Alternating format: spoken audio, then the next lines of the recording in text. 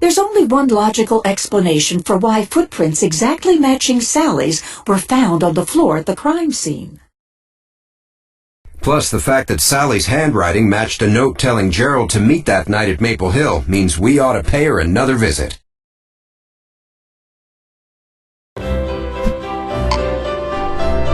Hello, Sally. I didn't expect to see you again so soon. Any news on who killed Gerald? All the evidence points to you, Sally. What? It's true. You knew about the affair your husband was having with Melanie Young and laid a careful plan to exact your revenge. You're saying I lured my husband to Maple Hill and killed him? In so many words, yes. You paid a visit to Gerald at Nature's Gift Foods and scribbled the note promising a reward if Gerald would sabotage Maple Hill.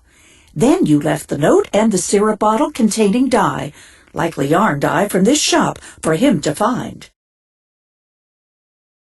That night, Gerald went to the sugar house, but you'd gotten there first. You used a steel knitting needle to pry open the window and get inside to wait for him. But a knitting needle is not a good stabbing weapon, so you used the tree boar instead.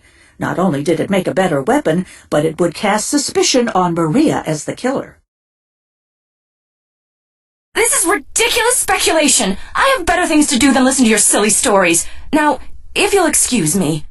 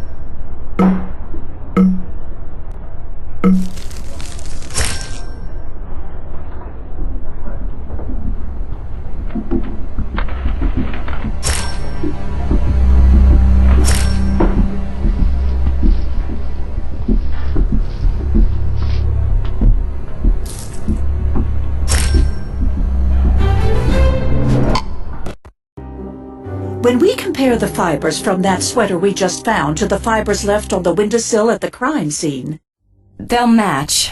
I'll save you the trouble. Sally, why would you want to kill Gerald? Because when I found out he was cheating on me with Melanie, I was furious.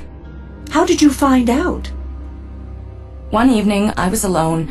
Gerald was working late again, or so he said, so I decided to go out for coffee. At one point, I went to use the powder room, and I passed Melanie's office. The door was slightly ajar, and I saw the two of them together. You didn't confront them? I almost did, but then I thought of a better plan. One that would allow me to get even with Gerald. I set him up to break into Maple Hill and photograph him in the act of tampering with Maria's equipment. To get him fired from his new job? But when he arrived, I couldn't help but confront him about his affair. And he laughed at me. He turned to go and I lost it. I grabbed the maple board and I rammed it in his back. Sally, I'm placing you under arrest for the murder of your husband. And this time I'm not jumping to any conclusions, right, Mrs. Fletcher? Right, Chief. Jess, as a thank you, I'll treat you to the most decadent coffee beverage on the menu. That's very kind, Maria, but I think I'd be happiest with a simple cup of tea. Suit yourself. A double-shot mocha latte for me. Have you made any decisions about what you're going to do now?